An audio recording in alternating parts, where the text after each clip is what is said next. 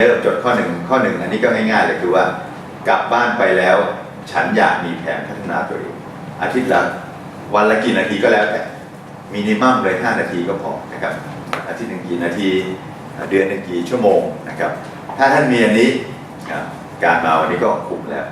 แล้วก็กฎข้อที่1นะกฎข้อที่2ถามนิดนึงคำว่าความตั้งใจในภาษาอังกฤษเขาใช้คำว่า attention ใช่ไหมครับ intention the law of intention ดีครับอาจารย์ครับแจกหนังสือให้อาจารย์ก่อนมีใครมีคำถามไหมครับข้อหนึ่งนะมีไหมไม่มีเลยเหรออยากแจกหนังสือเนี่ย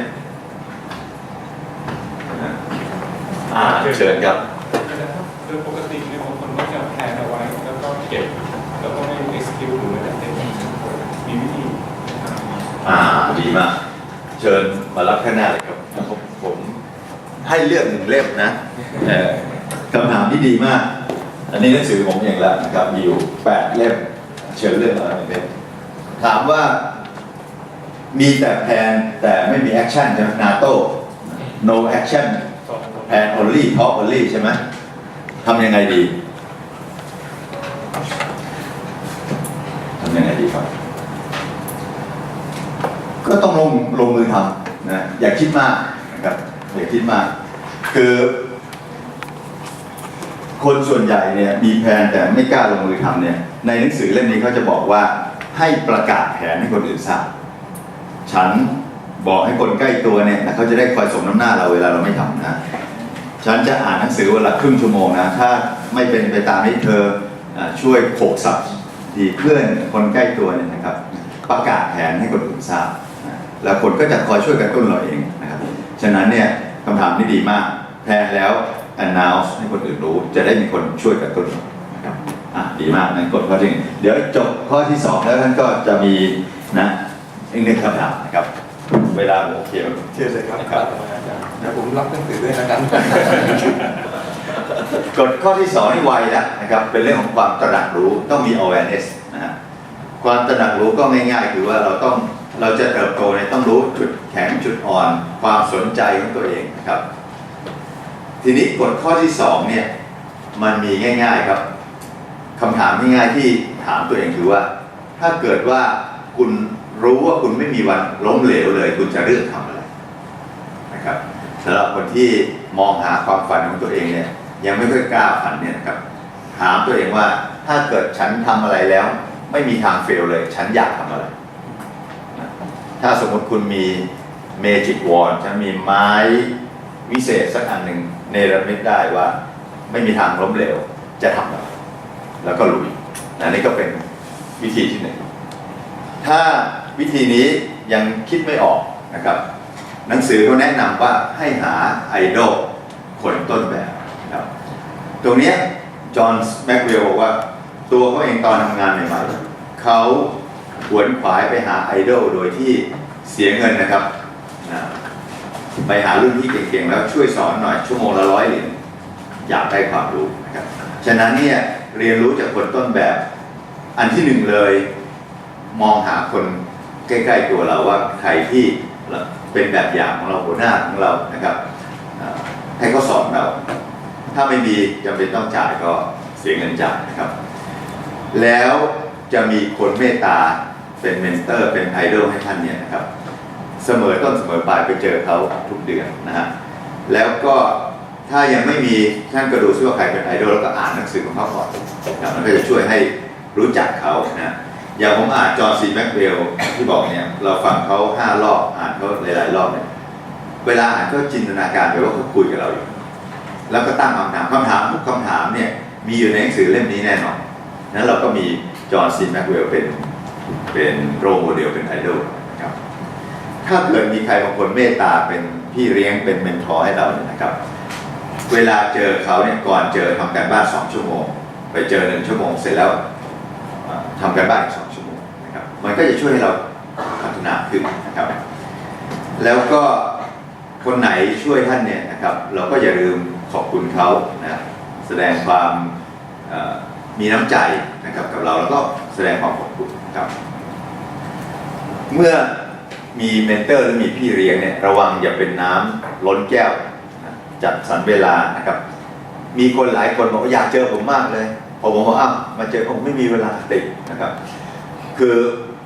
เราก็ต้องนึกถึงว่าเวลาที่เราอยากเจอคนที่เขาเก่งกว่าเราเนี่ยเราต้องจัดเวลาไปหาเขาใช่ไหมไม่ใช่บอกโอ้โหไม่ว่างนะครับแสดงว่าท่านไม่ได้คอมมิตที่อยากจะพัฒนาตัวเองงั้นก็จัดเวลาครับ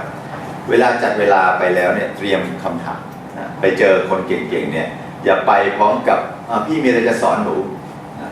ตั้งคำถามไปนะครับแล้วเขาแนะนำอะไรมาก็เอาไปใช้แนะนำอะไรมาแล้วเนี่ยใช้เวิร์กก็กลับมาเล่าใช้ไม่เวิร์กก็กลับมาเล่านะครับคนที่เขาสอนเราก็อยากจะเมตตานะครับอีกกรณีหนึ่งถ้าท่านมีโอกาสเป็นพี่เลี้ยงคนอื่น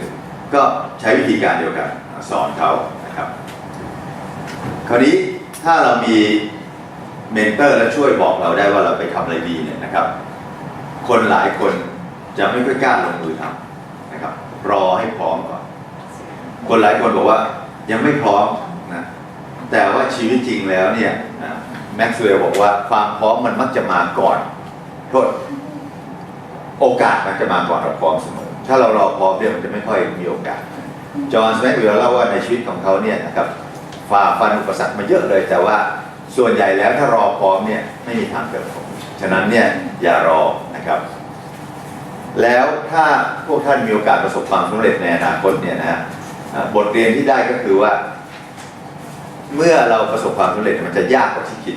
มันไม่ได้โรยด้วยกลีบกุหลาบนะแต่ว่ามันก็มีความสุขมากกว่าฉะนั้นเนี่ยคนหลายคนคิดว่าเฮ้ยถ้าเรามีโอกาสประสบความสำเร็จแล้ว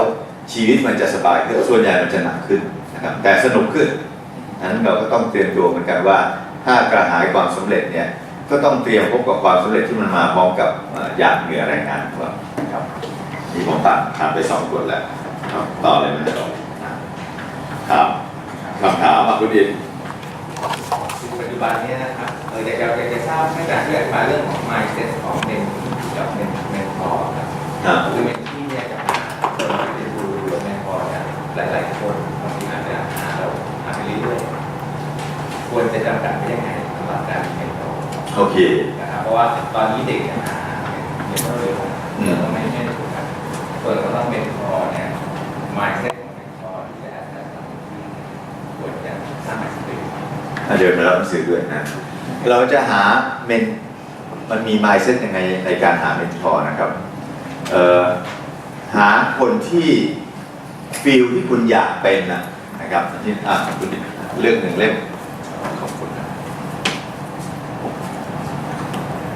มีหมดแล้วมีแล้วแปลให้สื่ออาจารย์ใจนโยบายประชานิยมมากใจแหนมแหลมนะโอเคนะอันที่1คือเลือกฟิลนะครับอันที่2เนี่ยเดี๋ยวเราจะมีพูดถึงเรื่องนี้ในกฎข้อสุดท้ายอยู่นะครับติดคุณอีกไว้หน่อยนึงแล้วกันนะ1เรื่องคือแล้วก็อย่าหาคนที่ไกลเกินไปนะครับสมมุติว่าท่านเริ่มงานเป็นฝ่ายขายอยากให้ CEO เป็นเมนเตอร์นี่ห่างตัวเกินไปฉะนั้นเนี่ยเอาคนถ้าเราเป็นเริ่มต้นเป็นพนักงานขายคนที่เป็นเมนเตอร์เราน่าจะรุ่นพี่บางคนที่ทำงานขายมามากกว่าเรา 2-3 ปีหรือว่าเป็นระดับหัวหน้างานอย่างเงี้ยนะครับมันก็จะช่วยให้เราคุยกันแล้วไม่ห่างไกลกันมากนะครับ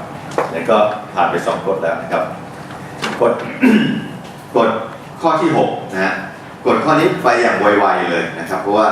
มันจะตรงกับประเด็นที่เราคุยกันถ้าอยากเก่งต้องเปลี่ยนแปลงตัวเองและสิ่งแวดล้อมนะหลักของกฎข้อนี้นะครับเพราะว่าอะไรเพราะว่า เดี๋ยวผมโชว์สมการอันหนึ่งให้